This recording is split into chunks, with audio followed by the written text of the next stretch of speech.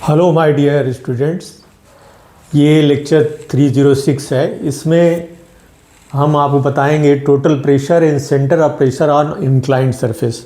अगर सपोज कर लीजिए कि अगर आपका इंक्लाइंड सरफेस है, जैसे हमने बताया यहाँ पर इंक्लाइंड सरफेस जो ओ पर परपेंडिकुलर एक प्लेन ड्रा किया है, तो ओ जो है वो परपेंडिकुलर है, उसके अलोंग वाई स्टार और ये वैल्यूज़ हमने ये वाई वैल्यू को भी लिया है, वाई वैल्यू, वाई बार वैल्यू, ये वाई वैल्यू है यहाँ तक जहाँ तक ये स्ट्रिप मान लीजिए कोई कंसीडर किया गया है इसमें, और एक प्लेन है जो इस तरह से इंक्लाइंड है, जिसका ओ प्लेन जो परपेंडिकुलर है इस प्लेन पर, O perpendicular to the plane surface, and Y bar Y star along plane surface perpendicular to O है, और H bar are vertical, H bar H star centre pressure, ये सब जो है दीज आर एच स्टार भी जो है वो आपका वर्टिकल है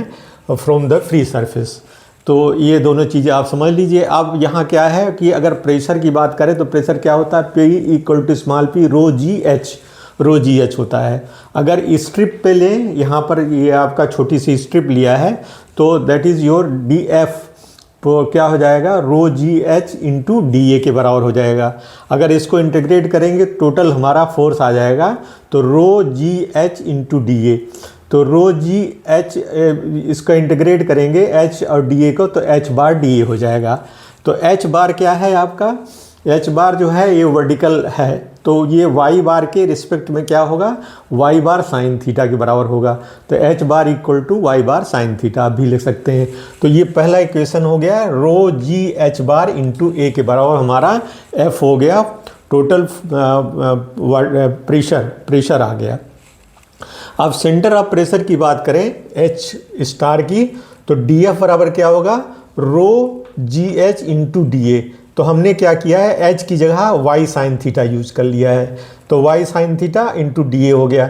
अब क्या कर रहे हैं, डी एफ इंटू वाई कर रहे हैं, एक मोमेंट स्ट्रिप का मोमेंट निकाल रहे हैं, तो rho G Y square sine theta into D A हो जाएगा। और इस सभी इस तरह के मोमेंट का समेशन करेंगे तो इंटीग्रेशन हो जाएगा rho G Y square sine theta into D A. अब ये आप रो जी और साइन थीटा को बाहर कर लीजिएगा, तो यहाँ वाई स्क्वायर डी ए हो जाएगा। तो वाई स्क्वायर डी ए जो होगा वो आई जीरो के बराबर होगा, वो ओ के रिस्पेक्ट में इस सरफेस का जो है मोमेंट ऑफ इनर्शिया हो जाएगा।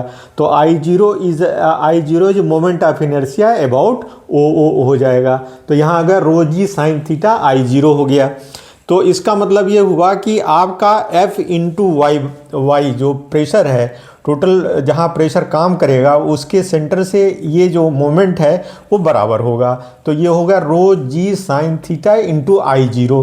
तो यहाँ पर क्या लिख लिया, रो जी साइन थीटा को बाहर कर लिया, आई जीरो माने आई g plus a y bar square हो जाएगा। ए वाई बार इसी के अलॉन्ग है, वाई बार हो जाएगा, और इसको वाई बार बराबर क्या हो जाएगा, रो जी एच बार इंटू ए डिवाइड हो जाएगा। अब आप देखो कि जो एच वाई बार है वो H bar sine theta, H star sine theta के बराबर होगा, क्योंकि वाई बार इस तरह है ना, वाई बार थीटा इंक्लेशन है, तो एच साइन थीटा के हो जाएगा। तो यहाँ पर ये sine theta divided by h bar into a i g plus a y bar square हो जाएगा।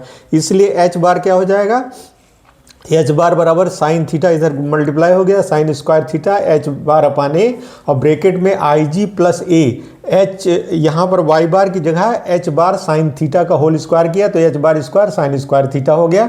अब आप साइन स्क्वायर से अंदर करेंगे तो I ji sine square theta upon A H bar plus H bar हो जाएगा।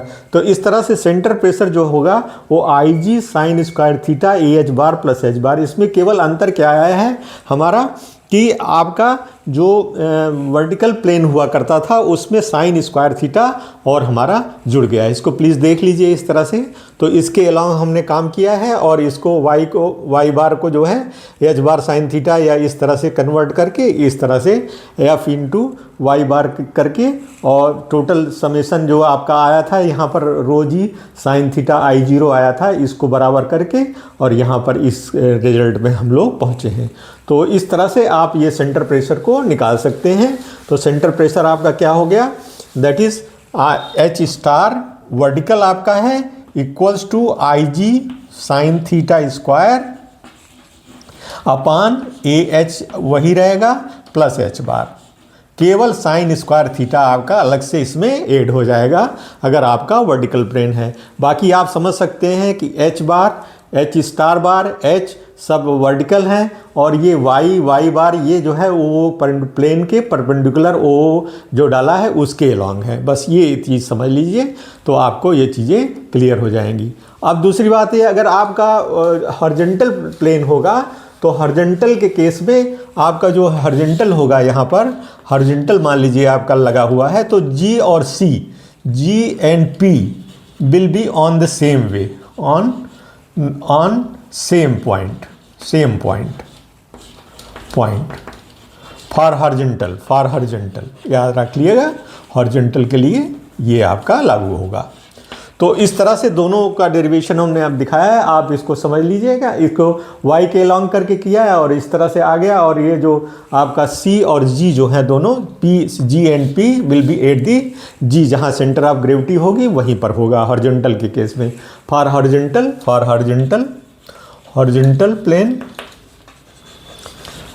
Plane put g and p at same point. बस इसका ध्यान रखिए। तो 3 तरह के प्लेनों का हम लोगों ने यहाँ डिस्कस किया।